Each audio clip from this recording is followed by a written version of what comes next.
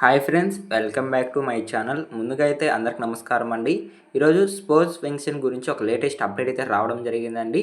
So మే 1 నుంచి కొత్త పెన్షన్లు అనేవి పంపిణీ చేస్తామని అయితే ఒక లేటెస్ట్ అప్డేట్ అయితే రావడం జరిగిందండి. అలానే ఈ స్పోర్ట్స్ పెన్షన్కి సంబంధించి అప్లికేషన్ ఈరోజు అయితే ఓపెన్ కావడం జరిగింది. అప్లికేషన్ ఎలా చేసుకోవాలి, అలానే ప్రభుత్వం నుంచి ఒక ఫామ్ అయితే రావడం జరిగిందండి. దీన్ని కానీ ఫిలప్ చేసినట్లయితే మీకు ఈ స్పోర్ట్స్ పెన్షన్ అనేది అప్లై చేసుకోవడానికి ఛాన్స్ ఉంటుందండి. సో ఆ ఫామ్ ఏంటి, ఎలా అప్లై చేసుకోవాలని కూడా ఈ వీడియోలో మీకు చెప్తానండి క్లారిటీగా. అందుకంటే ముందు మన ఛానల్ ఎవరైనా ఫస్ట్ టైం విజిట్ చేస్తుంటే ఛానల్ చూసి కంటెంట్ నచ్చినట్లయితే ప్లీజ్ సబ్స్క్రైబ్ చేసి మాకు సపోర్ట్ చేయండి. సో ఇక లేట్ చేయకుండా అయితే డైరెక్ట్గా అయితే వీడియోలోకి వెళ్ళిపోదామండి. ముందుగా ప్రభుత్వం రిలీజ్ చేసిన ఫామ్ చూసుకున్నట్లయితే మీకు స్క్రీన్ పైన అయితే చూపిస్తున్నాను చూడండి. గ్రామ వార్డ్ సచివాలయం నందు అయితే మీరు దరఖాస్తు చేసుకునేందుకైతే ఛాన్స్ అయితే రావడం జరుగుతుందండి. So NTR Bharosa pension scheme sports pension application అండి ఇదైతే. సో ముందుగా చూసుకున్నట్లయితే దరఖాస్తురాలని పేరండి. సో ఎవరైతే భర్త చనిపోయి ఈ భార్య పేరు మీద పెన్షన్ తీసుకోవాలనుకుంటున్నారో వాళ్ళ పేరైతే ముందుగా అయితే ఎంటర్ చేయాలండి.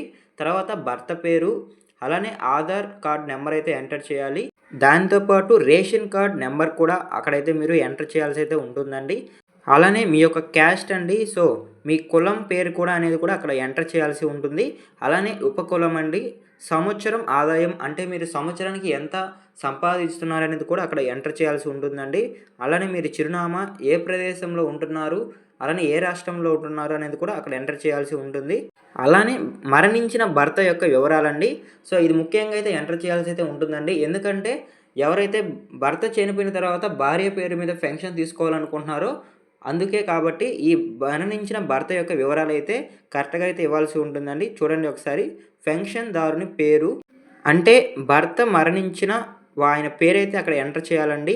అలానే Aadhaar card number, pension ID, pension రకం అంటే ఎలాంటి పెన్షన్ తీసుకుంటూ మరణించాడో ఆ పెన్షన్ యొక్క రకమైనది అక్కడ రాయాలండి. అంటే మీరు అప్లై చేసేటప్పుడు అక్కడైతే అడుగుతారు, మీరు చెప్పాల్సి ఉంటుంది. అలానే ఆయన మరణించిన వంటి తేదీ అయితే కన్ఫామ్గా అయితే ఇవ్వాల్సి ఉంటుందండి. అలానే దరఖాస్తు రాని సంతకం అనేది కూడా పెట్టాల్సి ఉంటుంది. వెల్ఫేర్ అండ్ ఎడ్యుకేషన్ అసిస్టెంట్ సంతకం.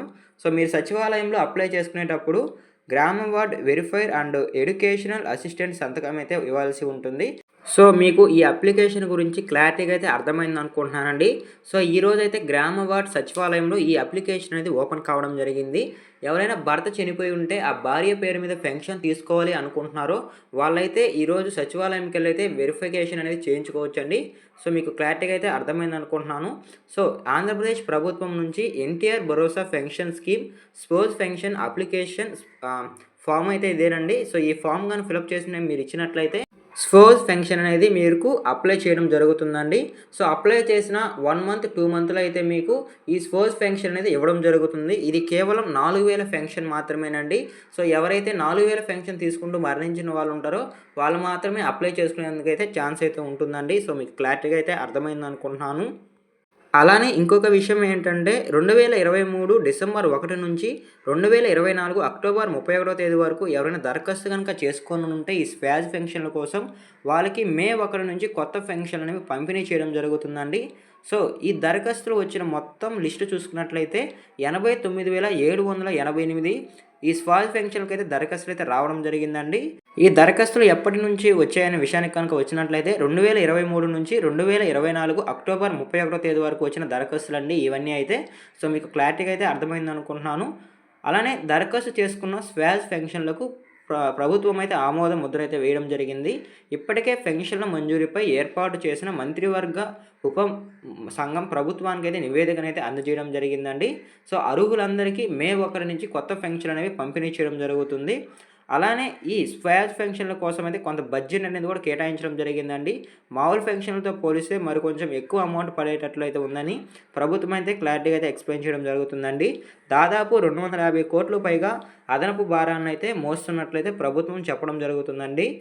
అలానే నెక్స్ట్ చూసుకున్నట్లయితే ఎవరైనా భర్త ఈ వితంతువుల పెన్షన్ తీసుకుంటూ మరణించినట్లయితే ఆ మరణించిన వంటి వ్యక్తి ప్లేస్లో అయితే వాళ్ళ ఇంట్లో భార్య పేరు మీద పెన్షన్ తీసుకోవడమే స్పోర్ట్స్ పెన్షన్ అనేది అంటారండి. మీకు క్లారిటీగా అయితే అర్థమైంది అనుకుంటున్నాను. సో ఈ స్పోర్ట్స్ పెన్షన్కి అప్లికేషన్ అనేది ఈరోజు ఓపెన్ కావడం జరిగింది. సో మీరైతే సచివాలయంకి వెళ్ళి మీ Aadhaar card and ration card, భర్త చనిపోయినటువంటి డేట్ అండ్ డెత్ సర్టిఫికేట్, మీ కుల ధృవీకరణ సర్టిఫికేట్ అనేది ఎత్తుకోకపోయినట్లయితే మీరు ఈ స్వేజ్ పెన్షన్ కోసం అయితే అప్లికేషన్ అనేది తీసుకోవచ్చండి. సో మీరు అప్లికేషన్ వేసుకున్న తర్వాత మీకు పెన్షన్ అనేది జూన్ లేదా జూలైలో 4000 పెన్షన్ అనేది రావడం జరుగుతుందండి. సో మే 1వ తేదీ నుంచి కొత్త పెన్షన్లు ఎవరికి పంపిణీ చేస్తారనే విషయానికి కనుక వచ్చినట్లయితే 2023 డిసెంబర్ నుంచి 2024 అక్టోబర్ వరకు ఎవరైతే అప్లికేషన్ వేసుకుంటారో వాళ్ళకి మాత్రమే మే 1 నుంచి అనేది పెన్షన్ అనేవి పంపిణీ చేయడం జరుగుతుందండి. సో ఇప్పుడు కనుక అప్లికేషన్ వేసుకున్నట్లయితే వాళ్ళకైతే జూన్ జూలై మంత్లో అయితే పెన్షన్ అనేది పంపిణీ చేయడం జరుగుతుందని అయితే ప్రభుత్వం అయితే క్లారిటీగా అయితే చెప్పడం జరిగిందండి పత్రికా ప్రకటన ద్వారా అయితే. సో ఇలా అప్లై చేసుకున్న వాళ్ళకి ప్రతి నెల 4000 ఇంటి వద్దనే అందజేయనున్నారు ప్రభుత్వం. దీనికి సంబంధించి సచివాలయం సిబ్బంది వాళ్ళ ఇంటింటికి వెళ్ళి 4000 పెన్షన్ అనేది అందించడం జరుగుతుందండి వాళ్ళకి. సో మీకు క్లారిటీగా అయితే అర్థమైంది అనుకుంటున్నాను ఈ స్పోజ్ పెన్షన్ల గురించి. అప్లికేషన్ అయితే ఈరోజు ఓపెన్ అయిందండి. ఎవరైనా స్పోజ్ పెన్షన్కి అప్లికేషన్ వేసుకోవాలంటే మీ గ్రామ వార్డు సచివాలయంకి వెళ్ళి ఈ స్పోజ్ పెన్షన్కి అనేది అప్లై చేసుకోవచ్చండి. సో మీకు క్లారిటీగా అయితే అర్థమైంది అనుకుంటున్నాను ఈ పెన్షన్ల గురించి. సో ఇదేనండి లేటెస్ట్ వచ్చిన అప్డేట్ అయితే. సో మీకు క్లారిటీగా అయితే అర్థమైంది అనుకుంటున్నాను. ఈ వీడియో మీకు నచ్చినట్లయితే ప్లీజ్ సబ్స్క్రైబ్ చేసి మాకు సపోర్ట్ చేయండి. ఇలాంటి లేటెస్ట్ వీడియోస్ మీరు మిస్ అవ్వకుండా ఉండాలంటే మన ఛానల్ సబ్స్క్రైబ్ చేసి ఫాలో అవ్వండి. మరొక ఇంట్రెస్టింగ్ అయితే మీ ముందుకు వస్తాను. అంతవరకు జై హింద్.